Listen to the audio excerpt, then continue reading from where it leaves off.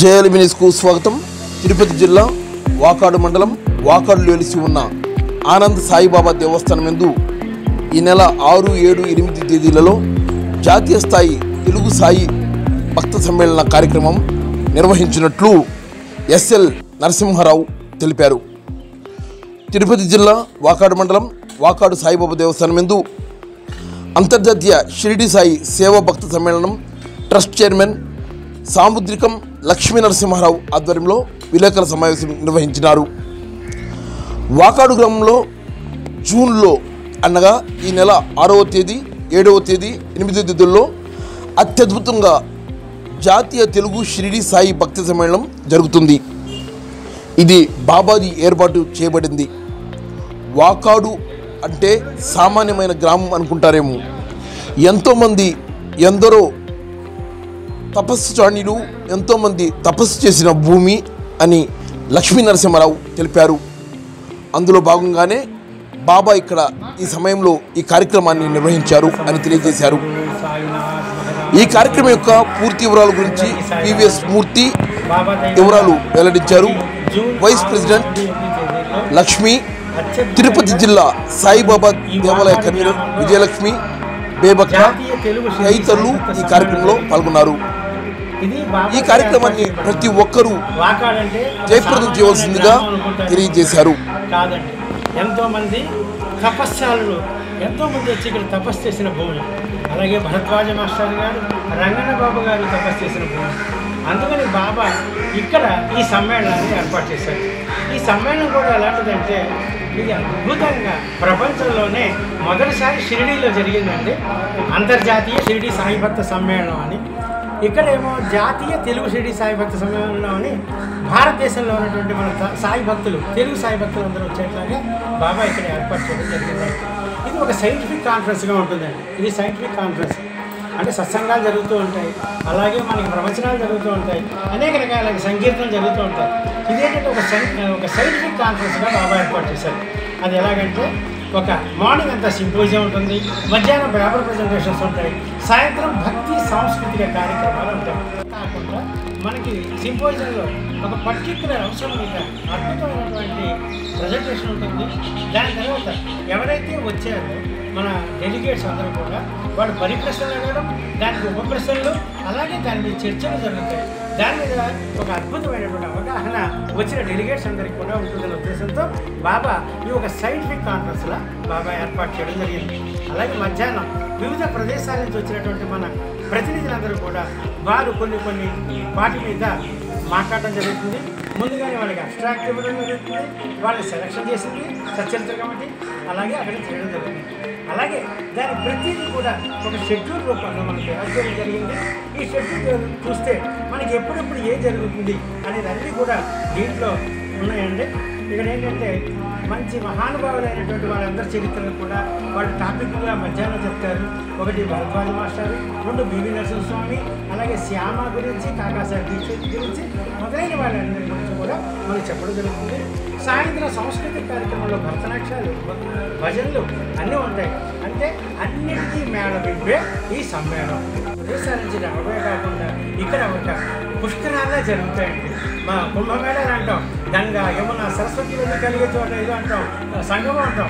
ఇక్కడ అనేక ప్రదేశాల నుంచి భక్తులు తమ యొక్క సాధనతో ఇక్కడికి వస్తారు. ఆ సాధనా పనులందరూ కలిసి ఇక్కడ ఒక మహాకుంభమేళ జరుగుతుంది. ఆ వైబ్రేషన్స్ ఎలా ఉంటాయి మనం ఒక్కసారి ఊహించుకుంటే మనకి తెలుస్తుంది. అలాగే మహానుభావులైనటువంటి స్పీకర్స్ అందరూ కూడా రావడం జరుగుతుంది. వాళ్ళ నోటిలోంచి జాలువారేటువంటి జాతి రత్నాలు, ఆ రత్నాలు మనం ఏరుకోవడం కోసమే బాబా ఈ సమ్మేళనాన్ని మనకి ఏర్పాటు చేయడం జరిగింది. కాబట్టి ఇది అత్యద్భుతమైన అవకాశం. ఆల్రెడీ రిజిస్టర్ అయిన వాళ్ళందరూ వస్తున్నారు. వాళ్ళందరూ కూడా ఆనందంగా వాళ్ళందరూ కూడా 3 రోజుల పాటు ఉంటాం. అలాగే 3వ రోజున అద్భుతమైనటువంటి పల్లకీ సేవ ఉంటుందండి. ఆ పల్లకీ సేవ కూడా బాగా అత్యద్భుతంగా ఏర్పాటు చేస్తున్నారండి. కొత్త తరహాలో చేస్తున్నారు. మామూలుగా షిరిడీ జరిగినప్పుడు ఒంటెలు, గుర్రాలు, ఏనుగులు అవన్నీ కూడా వచ్చాయి. కానీ ఇక్కడ సాక్షాత్ షిరిడీ నుంచి దింపినట్లాగా అనేక రకాలుగా మనకి స్టాల్స్గా ఉండి రకరకాల మనం ఒక స్ట్రీట్ ప్లే లాగా, రోల్ ప్లే లాగా సచరిత్రలోని ఘట్టాలు అక్కడ వివరించడం జరుగుతుంది. బాబా ఇక్కడ ఏర్పాటు చేస్తున్నారు. వచ్చిన వాళ్ళ అదృష్టవంతులు, అలాగే రాని వాళ్ళకు కూడా ఇది అవకాశాన్ని జారవిడుచుకోవద్దు. మీరు హాయిగా ఛానల్ దగ్గర కూర్చొని హాయిగా చూసి మీరు మంచి ఆనందాన్ని పొందడానికి అవకాశం ఉంటుంది. అలాగే మళ్ళీ ఈ ఛానల్ మీటింగ్ ఏర్పాటు చేసి మీకు ఈ మాధ్యమం ద్వారా మీకు రావడానికి చేస్తున్న మీ అందరికీ కూడా, ఛానల్ వాళ్ళందరికీ, అలాగే పత్రికా ప్రతినిధులందరికీ కూడా మేము ధన్యవాదాలు అర్పిస్తున్నామండి.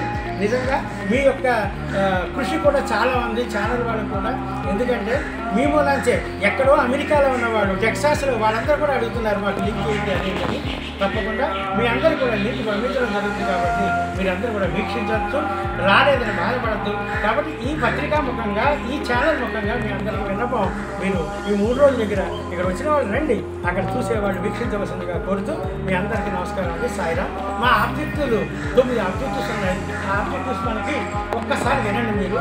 అంటే మనం ఏమేం చేస్తాం, ఇక్కడ ఏం చేస్తాం అనేది మీకు సంక్షిప్తంగా చెప్పడం జరిగింది. రాబోయే దాంట్లో కూడా మా అంతర్జాతీయ షిరిడి సాయి భక్త సేవా ట్రస్ట్ ఏమేం చేస్తుంది అనేది చెప్పడానికి మా అధ్యక్ష అనేది మా ట్రెజరర్ గారైన పవన్ గారు మాట్లాడతారు. ఒక్కసారి ఆయన చెప్తారు మీకు. కాబట్టి మీరందరూ వీక్షించాల్సిన సాయిరామ్. చెప్పినట్టు మనకు 9 ఆబ్జెక్టివ్స్ అనేది ఫామ్ చేసుకున్నామండి. మనం ట్రస్ట్ అనేది క్రియేట్ చేసేటప్పుడు అది 2022లో మన ట్రస్ట్ అనేది ఫామ్ అయింది. సో మొదటి ఆబ్జెక్టివ్ అనేది మనకు శ్రీ సాయి సచ్చరిత్ర భక్తులందరికీ గొప్ప మార్గదర్శకం, ప్రాపంచిక ఆధ్యాత్మిక ఆలోచనలు మరియు అనుభవాల యొక్క అమూల్యమైన శాశ్వత నిధి. శ్రీ సాయి సచ్చరిత్ర పఠనం, అధ్యయనం తద్వారా శ్రీ సాయినాథుని భక్తుల జీవితాలను, వారి అనుభవాలను, ప్రవర్తనలు మరియు శ్రీ సాయినాథునితో సన్నిహిత సాంగత్యం కారణంగా వారి జీవితాల్లో జరిగిన పరివర్తన, దేశ విదేశాల్లో శ్రీ షిరిడి సాయి భక్తులతో శ్రీ సాయి సచ్చరిత్ర పారాయణ ప్రాముఖ్యతను తెలియజేస్తూ శ్రీ సాయి సచ్చరిత్ర పారాయణను జరిపించడం, ఓం సాయి, శ్రీ సాయి, జై జై సాయి వంటి శ్రీ సాయి నామ జపాలను దేశ విదేశాల్లో నిర్వహించడం, దేశ విదేశాల్లో వివిధ వేదికల్లో శ్రీ సాయిబాబా హారతల ప్రాముఖ్యతను ప్రచారం చేయడం మరియు వాటిల్లో పాల్గొనేలా ప్రోత్సహించడం, దేశ విదేశాల్లో సాయి భక్తులచే సాయి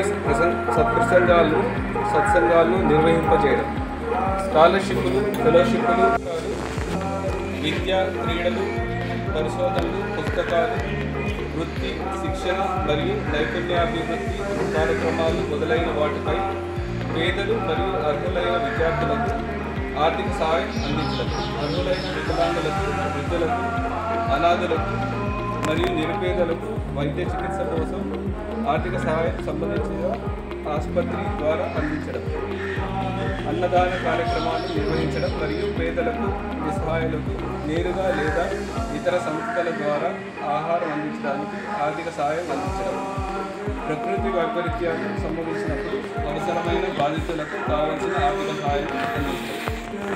జరగడం కూడా ఎంత అద్భుతంగా జరిపిస్తున్నారంటే బాబా, వివాహాన్ని చేసి మన బేబమ్మ గారు, ఆవిడ విజయలక్ష్మి గారు, ఆవిడ పేరు బేబమ్మ, బాబా కూడా బేబమ్మనే పిలుస్తున్నారండి బాబా. ఆవిడ్ని ఇక్కడ మన తిరుపతి జిల్లాకి కన్వీనర్, మనకి అంతర్జాతీయ షిరిడి సాయి భక్త సేవా ట్రస్ట్కి ఆవిడ తిరుపతి జిల్లాకి కన్వీనర్ ఎవరంటే మన విజయలక్ష్మి గారు, కె విజయలక్ష్మి గారు. ఆవిడని ఇక్కడ పెట్టి ఏదైతే ఈ ప్రాంగణం ఉందో ఆనంద సాయి సేవా నిలయం, దానికి నిర్వాహకురాలు కూడా ఆవిడని వారి యొక్క సౌజన్యంతో, వారి యొక్క టీం యొక్క సౌజన్యంతో బాబా ఇక్కడ జరిగేట్లాగా ఒక 6 నెలలు 8 నెలల క్రితం బాబా డిసైడ్ చేసి ఆవిడ ద్వారా ఫోన్ చేయించి, అలాగే ఇదంతా కూడా మన గజాన్ మహారాజ్ దగ్గర మాట్లాడుకునేట్లా చేసి ఆవిడ ఒక విధంగా తయారు చేసి బాబా ఆవిడకి స్ఫురణ ప్రేరణ ఇచ్చి ఇక్కడ జరిగేట్లా బాబా ఏర్పాటు చేస్తున్నారు. అప్పటి నుంచి ఆవిడ కూడా అహోరాత్రాలు, రాత్రి నిద్ర సరిగ్గా లేక, పగలు సరిగ్గా తినకపోయినా వచ్చి మొత్తం అరేంజ్మెంట్ చేస్తూ వాళ్ళ యొక్క సౌజన్యంతో అద్భుతంగా బాబా తయారు చేస్తున్నారు. కాబట్టి ఆవిడ కూడా ఒక 2 మాటలు చెప్తారు ఇప్పుడు. సాయిరామ్.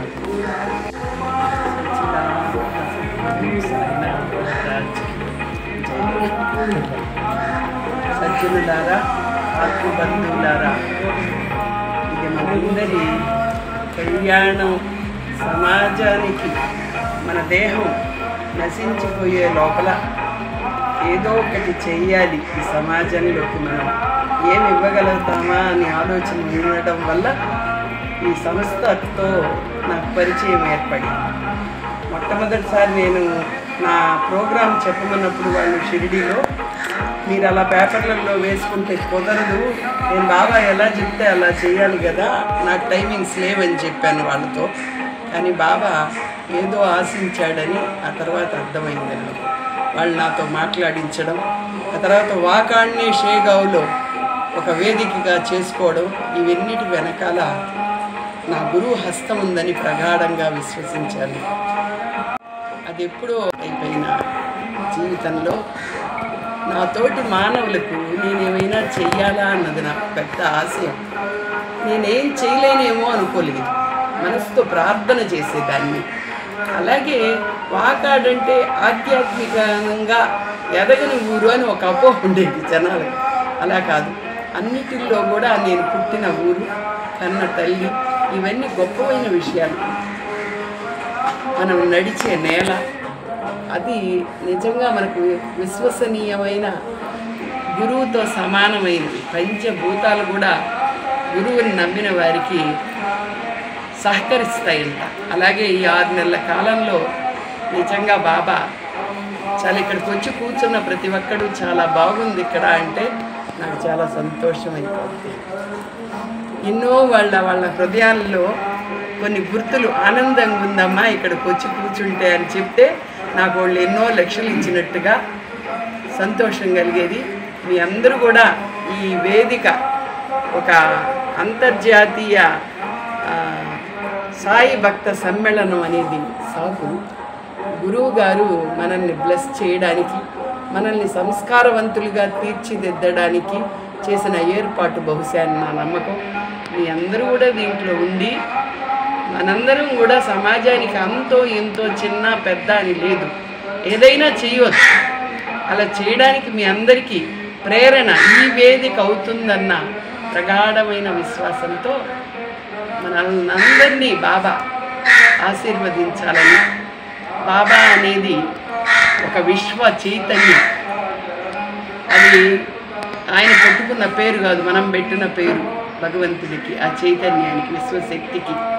కనుక మనందరం కూడా ఆయన కృపా కటాక్ష వీక్షణాన్ని మన పైన ప్రసరింపజేయాలని, ఇక్కడున్న పరిసరాలు అన్నీ ఆయన కృపకు నోచుకోవాలని మనస్ఫూర్తిగా ప్రార్థన చేసుకుంటూ సచ్చిదానంద సద్గురు సాయినాథ్ మహారాజ్ కి జై. అలాగే మీ అందరూ